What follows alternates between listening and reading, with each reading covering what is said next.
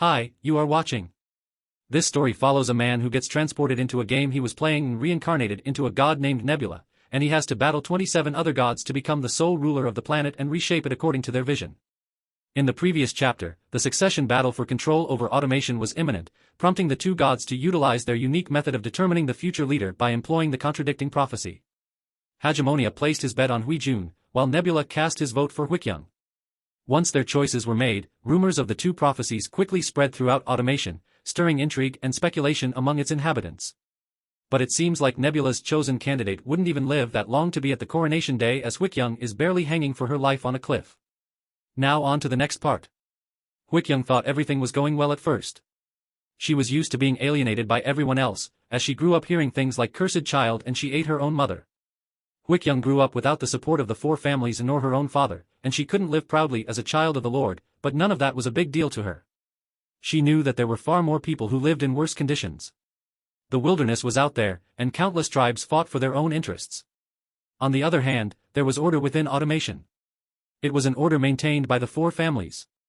Although the inside of automation couldn't be called a paradise, being able to freely go in and out of the castle walls as a resident was great in itself. In order to stay as a resident of the castle, people had to do great service or devote a large amount of wealth to automation, and that was harder for species other than humans. Therefore, Young decided to live using the last advantage she had, and that was business. Going in and out of the castle walls meant that one could sell goods that were sold outside of automation for nothing and sell them at high prices within the castle walls, and vice versa. In order to do business, a certain amount of the wealth had to be given to the Lord, but Young was okay with that. However, things didn't work out.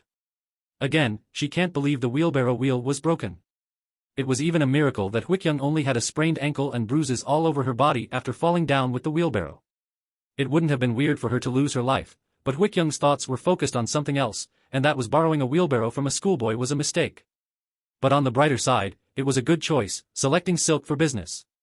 But the question now was how she would collect the silk that was in the wheelbarrow while climbing up the bedrock. And because of this, she didn't notice there was someone with a tail standing on top of the bedrock she was climbing. Young continued to climb with her injured body and put her hand on the last ledge of the bedrock. She suddenly felt fatigued when the thought that the ledge would be the last one she had to climb onto crossed her mind. Even if her body were in a better condition, the climb still would have been a life-risking one. It would have been better if there was a foothold on which she could step her uninjured right foot to help herself up, but there wasn't. Still, he told herself that everything is fine, and enduring is what she's best at. With this resolve, she took a deep breath to prepare herself for the pain.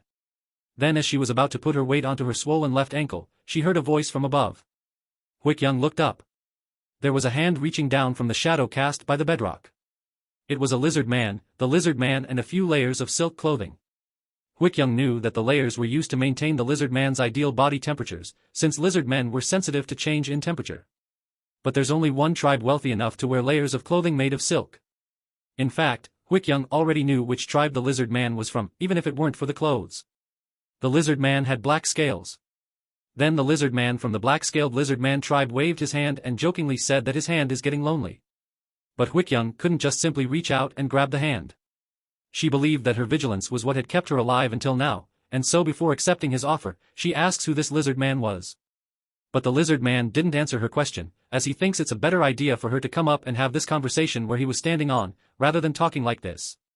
And even though Young didn't think the lizard man would be a vagrant robber, she had to keep in mind the possibility that the lizard man could be a troublesome writer, and so she made it clear that even if he helps her up, she doesn't have anything to give him. In response, the lizard man bent down towards her and assured her not to worry since he won't be asking for anything in return.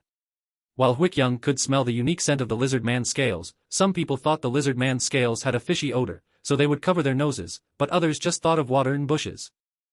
Young was one of the latter.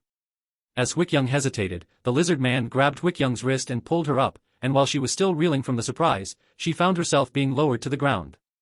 Like this, she realized why the lizard man of the black-scaled lizard man tribe are all called strong. While Young was surprised, the lizard man was also puzzled. The lizard man looked back and forth between her and the road near the cliff, and he could see that this road is wide enough for a person to barely pass by. One side of the road is where a rock slide can happen at any time, and the other side is a valley with a several-meter drop. And so he asks Young if she was thinking of pushing a wheelbarrow full of stuff down this kind of road. If so, it's a relief that this is the extent of her injury. And now that she heard it from someone else's perspective, it was indeed a risky decision to make, but she still believes that there wouldn't have been any problems if it hadn't been for the broken wheel, to which the lizard man quickly countered that wheels can always break and cause trouble, so she should have kept that in mind. And given the current technological level, the lizard man had a point. But what happened had already happened, so there is no point in arguing what could have been, and so Hwikyung stood up and asks the lizard man's identity, which he immediately answered, introducing himself as Saren Mule, but she can ignore the mule part, as it was a name that was passed down, but neither he nor his father know what it means. It's not a common name used among the lizard man, but his father wanted him to keep it. That's why he always introduced himself as Saren Mule, and Hwikyung nodded, but now that was cleared up. The least she can do is say thank you since he did receive his help, and so she thanks him. Hwikyung thanked Saren. She tried to limp past him and go on her way, but Saren blocked her, as he hadn't concluded his conversation with the fourth child Hwikyung. But when her name came out of Saren's mouth, she immediately reached for the obsidian knife hidden inside her outfit. Hwikyung knew that her identity must not be revealed. Hwazeo, who took over automation after his mother, decided to lead automation in a different way after she was assassinated, and that way was to hide his identity. He only made his true identity known to members of the 4 trusted families in the castle. Hwazeo also wanted the identities of his children to be kept hidden, and his children had to follow his order. If they didn't put in enough effort to hide their identities, they wouldn't be qualified to become a successor. Wouldn't get the attention of their father, and they could meet an untimely demise. Hwikyung knew that black-scaled lizard men were strong, but her obsidian knife was sharp, and it was long enough to pierce one's heart. She instinctively almost unsheathed her knife, but refrained from doing so at the moment. Hwikyung thought that even if she ends up using her knife, she first needs to know how he knew her name. It won't matter that she uses her knife after she get information out of him. And it's certainly not because he helped her, but that was a lie that she told herself, as he was still his benefactor after all. In addition, Saren was showing both his palms to indicate that he had no intentions of getting into trouble. Saren then clarified to her that he came to look for her. He doesn't know who she is all that well, as Rakrak only told him her name. And Hwikyung recalled the familiar name. It didn't take too long for her to recall who it was. Still, she asked Saren in a shaky voice if he was talking about Rakrak, the show-off hunter. Thunder Lizard, first chosen one. Tribal chief of the black-scaled lizard men tribe, the last boss of all the lizard men. This was all fitting description of his tribal chief, but Saren calmly clarified to her that the title was excessive as they just call him chief. Which made her somewhat calm down. But if Saren wasn't lying, knowing how Rakrak came to know Hwikyung's name wouldn't matter, the black-scaled lizard men would have done anything they could to find out. The next question was more important. Why did he ask him to find her? Unfortunately, Saren revealed that he doesn't know for sure either, but he does think he can explain to her part of the reason, and that this might be due to the 2 recent rumors spreading throughout automation recently. But because Kyung recently went far away to buy silk, she doesn't have a single clue on what the rumors are all about. In response, Saren told her the 2 rumors. One is that the 2nd child of the Lord will become the next Lord of Automation, and the other is that the 4th child will become the next Lord of Automation. Hwikyung frowned for a moment, and then told Saren that they're just false rumors. And he may not understand, because he is not human, and he doesn't live in automation. But fighting doesn't necessarily mean fighting with knives. Those rumors are a part of the fight between her siblings, who are trying to become the next Lord of Automation. She is not sure why, but it seems that she and her second brother have gotten dragged into a rumor, and she can bet that there is someone who will benefit from this. In reality, Hwikyung did know well about the successor fight, but there was no reason to explain it to a lizard man she didn't even know. But one thing's for sure, her first brother and older sister aren't the type to spread false rumors, it's unlikely they did it. So the only culprit now is that it may have been her second brother or her younger sister, and her younger sister is a feeble person, so she wouldn't have been able to resist the urge to benefit from a false rumor. But she wouldn't really benefit from this kind of rumor. It's likely that her second brother was behind it. He always enjoys making things up behind people's backs. He probably wanted to make himself a victim of a false rumor, but thought he would get too much attention brought only to himself, so he got her involved. How childish. But still, those rumors have nothing to do with her, or a lizard man like him for that matter.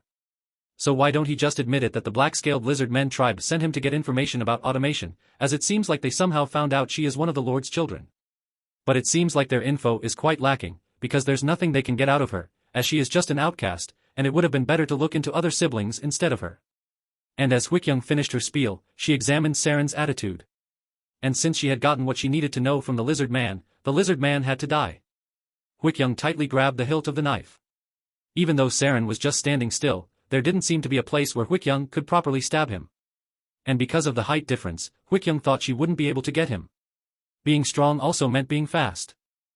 Young already knew that there was a higher chance of failure than the chance of success if she were to attack the Lizardmen. And even if she succeeds, then she would be subject to the ire of the black-scaled Lizardman tribe that she had heard rumors about. However, she also couldn't just send Saren away.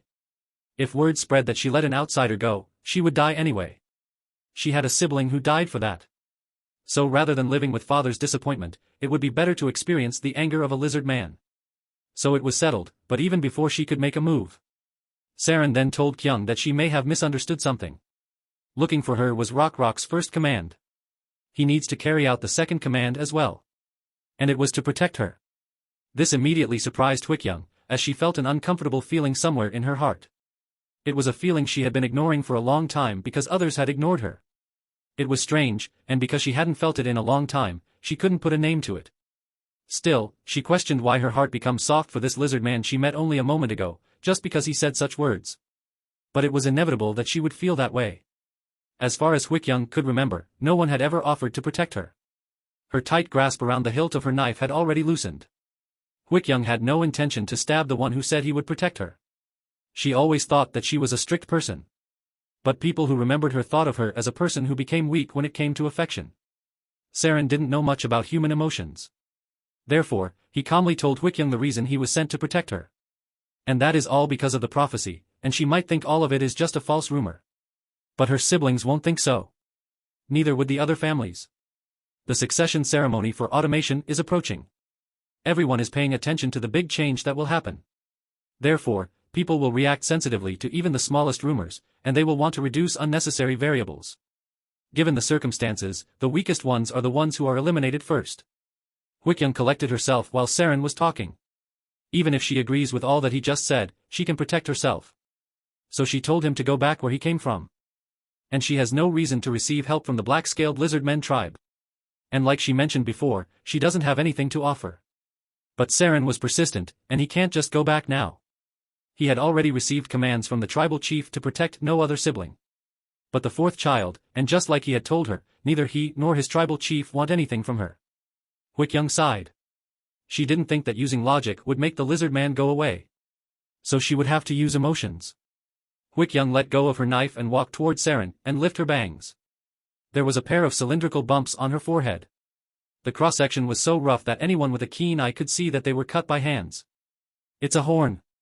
Well, parts where there used to be horns to be exact. This is a curse. So she cut them whenever they grow long. Everyone who knows her says she is cursed because of these horns. There also are people who say such a thing, just because they feel distaste that a person has horns. But those who know her well, avoid and hate her more. Because she really is cursed. She was born tearing her mother's stomach with these horns. And because of that, she died. One of her siblings also eventually died because of her horns. Apart from that, unfortunate things always happen to those around her. When she was 13, she fell down the market steps. When she was 14, she was suddenly accused of being a salt thief, and was imprisoned for 4 days. When she was 15, she fell down the toilet, and it was no joke. It was truly a life-threatening situation. Even a water jar once fell over her head. There was also an incident where she was chased all night by a pack of wild dogs. That's the real reason why she is a loner. Saren looked down at Young with no facial expressions for a moment and then apologized. However, his mission doesn't change whether she is cursed or not. It's assigned to him by his tribal chief, and he is here to carry out the will of the black-scaled Lizardman tribe. And even if she refused, he will still protect her, as he has the willingness and the ability to do so. This only made Kyung's head hurt in frustration. But since scaring doesn't work, the only way to get this lizard leave her is to make him experience the curse himself. But now she has to go with this big and strong lizard man wherever she goes.